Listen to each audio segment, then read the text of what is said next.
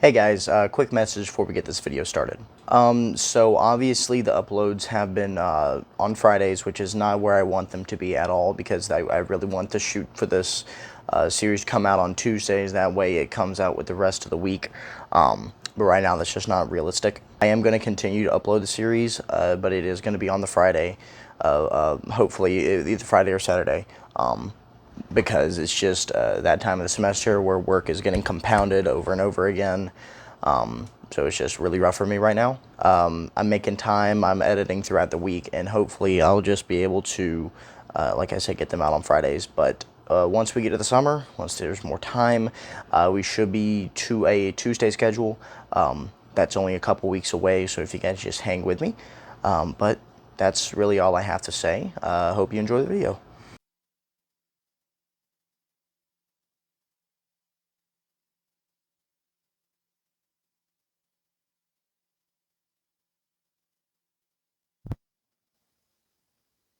The whole thing didn't record. Wonderful. Welcome into another episode of This Week in Braves Country, where we go over all the news and notes that took place all over this week in Braves Country. So without further delay, let's go ahead and get right into it. The Braves continue their homestand as they welcomed in the Mets for the first time this year, and let me just preface this before we even talk about the series. A lot of people came into this year sleeping on the Mets, and yes, they on paper are not fantastic and perhaps are barely a playoff team. But this offense for the Mets is not terrible when you look at it, and we saw that in this series. The pitching, on the other hand, it's bad, and we also saw that in this series. Okay, enough of me talking about why I like the Mets this season, and let's get into the actual series. Game 1 was a shootout, as this entire series was very high scoring. The Braves were able to build a lead very early on an Ozzy Albies double and a Marcell Ozuna 2-run bomb, thus starts the week of the Big Bear. So the Braves were now up by 4, but Charlie Morton had one of those Charlie Morton starts where he just gives up really hard contact, and 2 innings later, Charlie gave up a 3-run bomb to perennial Dork of the Year contender Brandon Nimmo to tie the game at 4. The Mets would continue to score, and by the 8th inning, it was an 8-5 ball game, and the Braves tried to come back and came as close to walking it off after a long fly ball from Marcell that just missed getting out of here. But the Braves would fall in the next few batters, dropping Game 1. In Game 2, the Braves dominated until the 8th inning, but across that time, Ronaldo Lopez in his second start was fantastic. 6 innings of shutout ball with 6 strikeouts. But something also to look at is that he is growing the tendency to walk a few batters, which might catch up to him, but other than that, he's been really, really good. The bullpen tried to make things interesting in the 8th inning as Tyler Matzik gave up a 3-run homer to Pete Alonso, who is the perennial Dork of the Year, making the game 6-3. In the 9th, Raisel came in and gave himself some high-pressure practice because he would proceed to make it a 1-run game. The Braves would escape, however, and pick up the victory, thankfully. Game 3 was rained out, so we had to move to Game 4, where the cover-up spot left vacant in the rotation by Spencer Strider. Alan Winans pitched that game. And we don't need to talk about Game 4 because it was just your regular old Braves game.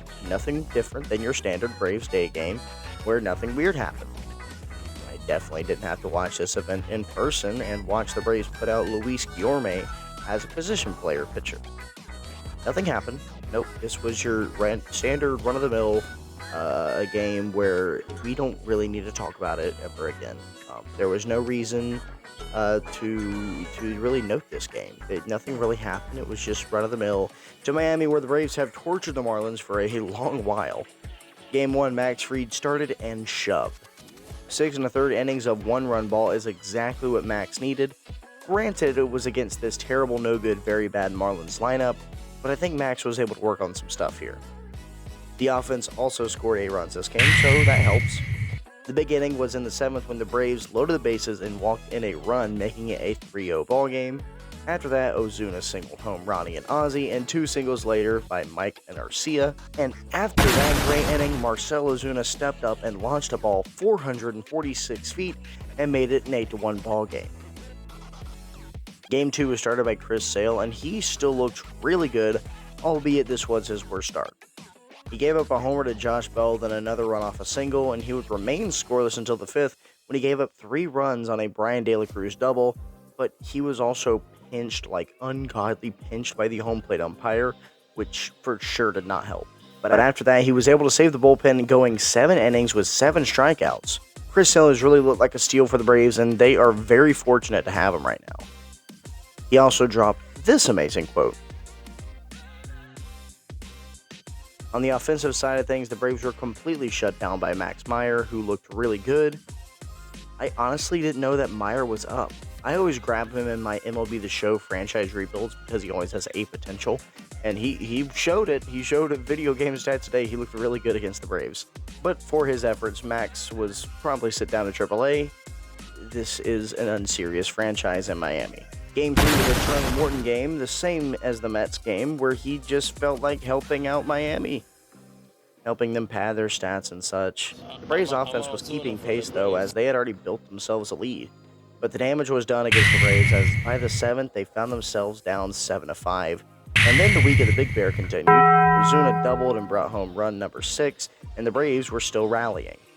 Unfortunately, they couldn't find anything left in that inning and were staring down back-to-back series losses, one of them coming against the 3-12 Marlins.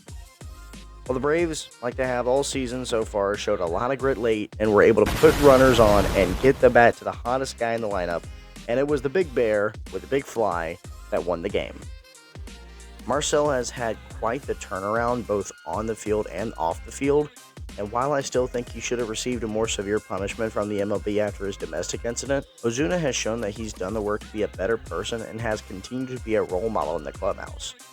People deserve second chances, especially those who are going out of their way to try to be a better person and turn things around for the better. The Braves currently sit at 10-5 after a Game 1 victory in Houston, where Darius Vines went out there and did a good job, and the Braves offense rallied late off of $95 million closer Josh Hader. Very funny. Unfortunately, there was new injury news to talk about, and it has to do with Ozzy Albies. After getting hit by a pitch in game number 1, he got put on the 10-day IL with a fractured big toe. The Braves have had an injury every single week of the season, a major one. Sean Murphy gets taken out in week 1. Week 2, Spencer Strider gets injured. We'll talk about him in a second. And in week 3, now it's Ozzy Albies. So I said we talk about Spencer Strider, so here we go. Spencer Strider underwent successful surgery to place a brace on his UCL ligament in his right shoulder. So it's not a complete reconstruction of the UCL. It is a brace, which is going to become more common with pitchers who have already had Tommy John surgery, which Spencer has before, back when he was in college in Clemson. So he is out for the rest of the season.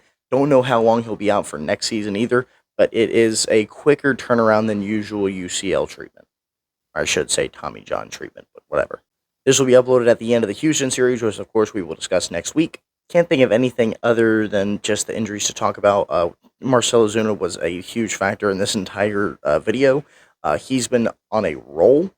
He's almost hitting 400 and leads the league in 7 home runs at the time of this recording. That's going to do it for this video. Make sure you like, subscribe, and share with the Braves fan. If you want to follow me on socials, I'm on any of these 3. I'm active on pretty much all of them. On X, you get a lot of Braves, baseball, and wrestling news. I'm a big WWE guy. I'm a big dork in that. I don't really care. But yeah, thanks again for watching, and we will see you in the next one. Until then, have a good one.